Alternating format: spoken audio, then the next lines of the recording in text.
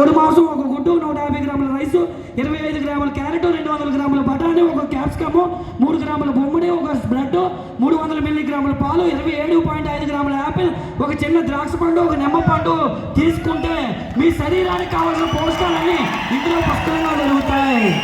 అయితే దానికి అట్రాక్ట్ అయిన తర్వాత వెస్టేజ్ స్పీడ్లోనే వీడియో చూసారండి, మర్చిపోయింది నాకు.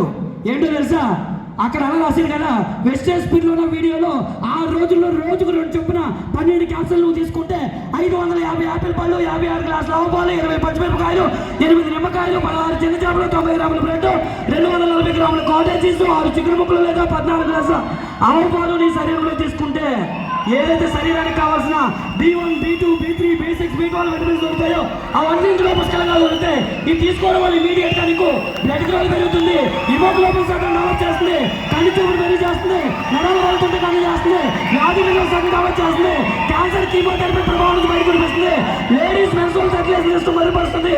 ఒక ముక్కలో చెప్పాలంటే ఎవరింట్లో అయితే డైనింగ్ టేబుల్లో పెట్టుకొని ఉదయం ఒకటి సాయంత్రం ఒకటి కొడతారు వాళ్ళ జీవితంలో హాస్పిటల్ మెట్టి ఎక్కాల్సిన అవసరం లేకుండా చేస్తున్నారండి.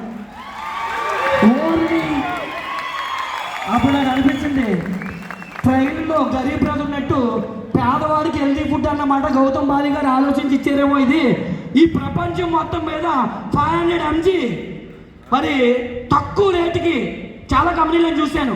ఒక అమెరికన్ కంపెనీ అప్పట్లో 800 రూపాయలు, ఒక చైనా కంపెనీ 2100, ఒక మలేషియన్ కంపెనీ 2900, ఇంకో అమెరికన్ కంపెనీ అయితే స్పీడ్లోనే 3000 అమ్ముతుంది.